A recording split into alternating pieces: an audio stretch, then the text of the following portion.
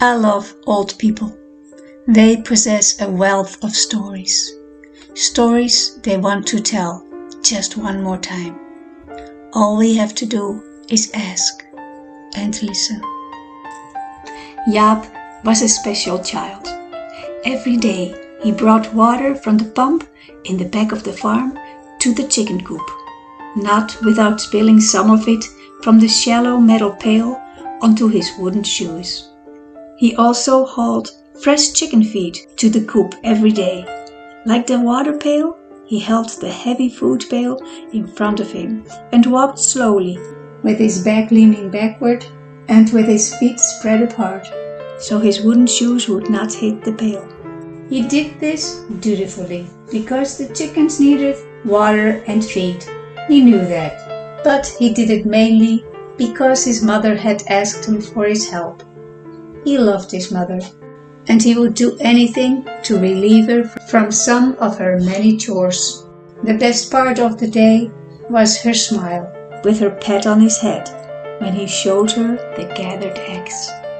But life in the Netherlands was not always as predictable as fresh eggs in the wicker basket.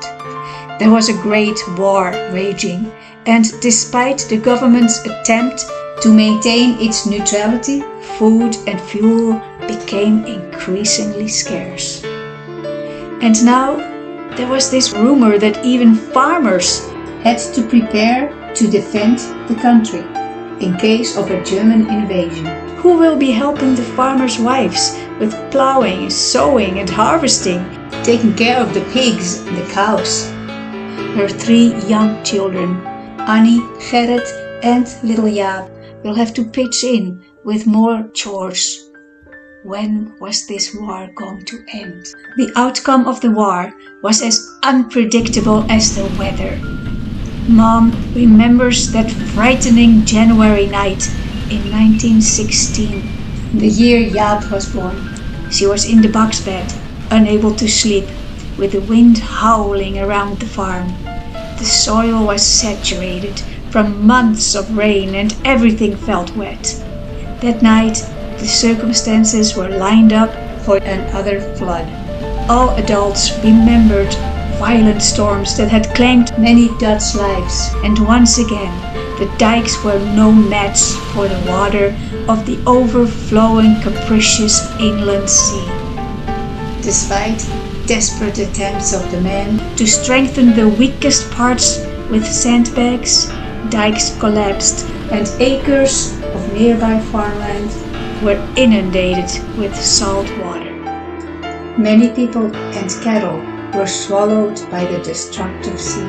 The small polder where Jaap and I grew up, about half a kilometer and half a century apart, soon dried up. The war ended and husbands returned to their farms. Jaap attended the elementary school in the small village. He had one classmate, Treini, a girl with a big bow in her blonde hair. Treini and Jaap, that was the entire class. Treini lived nearby, on a farm at the end of a dead-end road. She told me that Jaap regularly played hockey to train an unruly horse for work on the fields. None of the callous-handed men could work with a stubborn animal. I gave the animal one strike on her nose. Not too hard, but hard enough. One strike and I said, "You have to listen to me." I had to do the same thing one more time, and from then on, I could do everything with her. When I walked away, she would sometimes horse around because she didn't like land work too much, but whenever I was there, she was a wonderful animal. I could read and write with her. She always listened to me. She did everything for me. And so, Lady had become Jaap's first love. His father had built 3 hurdles, and sometimes Jaap let Lady jump over them. He didn't jump often with her because he felt you should not bore an animal with hurdles. He had a very simple saddle, a saddle that cost the family a fortune at the time. The saddle had little knee support, but I never tumbled off. Jaap told me proudly.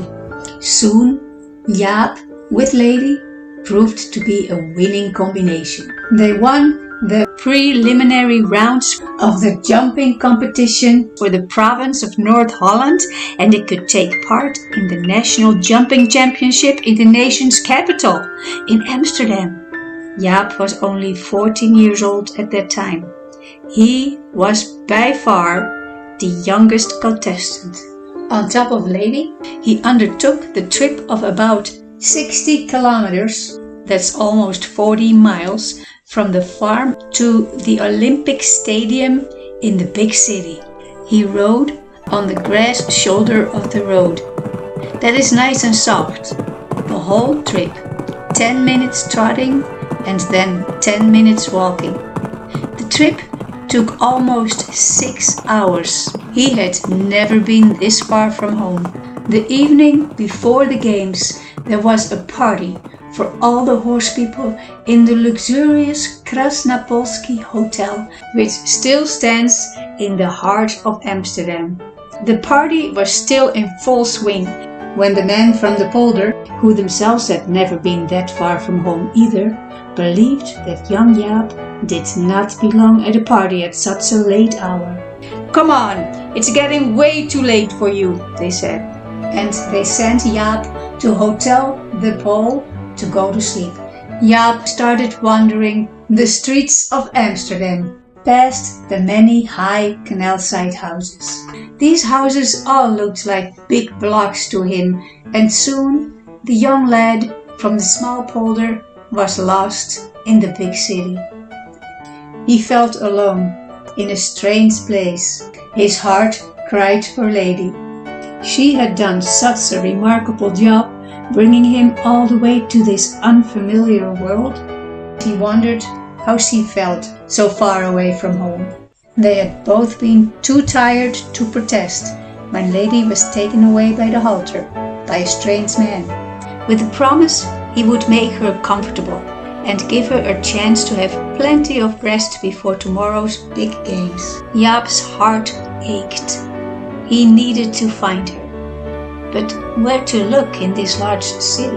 He asked where the horses of the mounted police were, hoping she would be there. A friendly mounted policeman took Jaap along to the police horses. And there she was, against the first wooden partition. Lady was very happy to see Jaap, and she licked his face. "Ah, I think you should stop that licking," Jaap laughed. That night, exhausted from his daytime and nighttime adventures, Jaap fell asleep underneath the neck of his girlfriend on a thick bed of fresh straw. Then Jaap was suddenly woken up by police and angry men. There had been a panic. Where was young Jaap? Worried, all the possible city places where he could hang out were considered. With his horse. That seemed to be the most feasible place they could think of. They believed I had walked away to get attention. They were very mad at me, and that was not fair. I couldn't help they could not find me. I didn't walk away. They sent me away. Jaap tells me more than 75 years later. September 19, 1931. It was a beautiful late summer day. Jaap and Lady were one of the 6 combinations that had perfectly left every beam in place, without refusals. They could go to the next round. Jan de Boer from Hoekse Waard and Jaap were the only ones who rode a faultless parcours in that second round. They had forgotten to use the stopwatch, but Jan said, "Just give the first prize to Jaap." But Jaap said, "No way, we will jump for it." And they placed 2 high obstacles in the arena. They were 1 meter and 30 centimeters high, about 51 inches. Jaap told me that nowadays horses that are bred for jumping can jump higher than that. But the horses at that time were also supposed to be working on the fields. The horse from Jan de Boer knocked the hurdles to the ground, but Lady nailed them both. His mother, who never came to see her son jump in any game, had for this special event left her apron in the kitchen and was cheering in the bleachers. Yeah, that's my boy. That's my boy, she told everybody around. Jaap with Lady, they were the best equestrian combination in the whole country. Lady had jumped for me like a devil, Jaap told me. Lady was pinned an orange bow on her halter. After the ceremonies, Jaap didn't stay to party. He didn't care for parties. After making an honor round through the arena, Jaap and Lady set off to the small polder. 10 minutes trotting and 10 minutes walking, and then 10 minutes trotting again, all the way home. Jaap and Lady remained inseparable. On the fields, all the men continued to have issues with Lady. All the men, except for Jaap. As soon as she noticed Jaap coming on his bike, Lady pointed her ears straight up and forward, and her mood improved. Lady was Jaap's transportation when, for 2 winters, he attended an evening school in a village 8 kilometers, that's 5.5 miles, north from the farm. Lady would patiently wait in a livery stable opposite the school while Jaap was attending classes. After the flood of 1916, a grand plan was developed to forever tame the treacherous waves of the inland sea.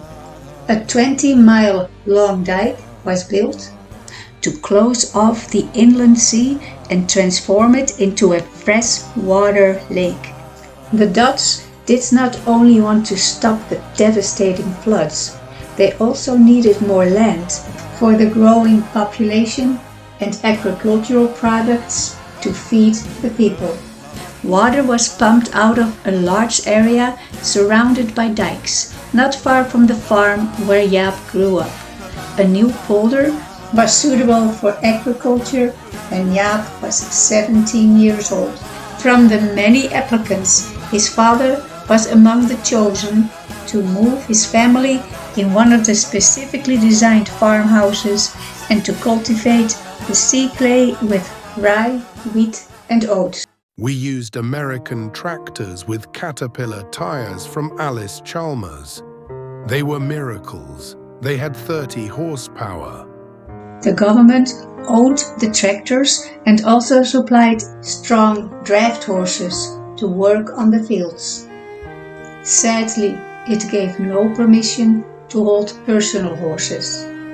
So, Lady had to be sold. I thought it was terrible.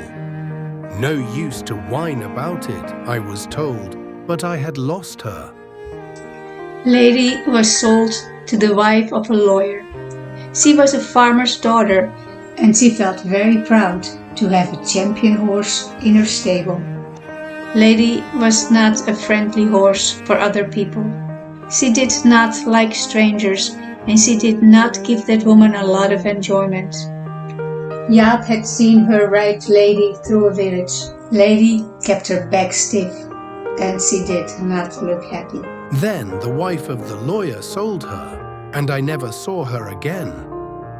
That was painful. That was quite something. But that's how it goes. Tja, Jaap repeated.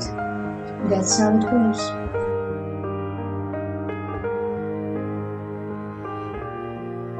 I bring Jaap another visit, and again my eyes are drawn to the picture of that little boy on the wall. Throughout his long life, Jaap has kept a passion for horses. The sketch of Lady jumping the final hurdle in 1931 stands next to a box of chocolates on the round coffee table. His memory is now a little foggy, but when we talk about Lady, he remembers everything. Tja, that's how it goes, he says, as his gaze rests on the orange bow on the wall that Lady wore so proudly.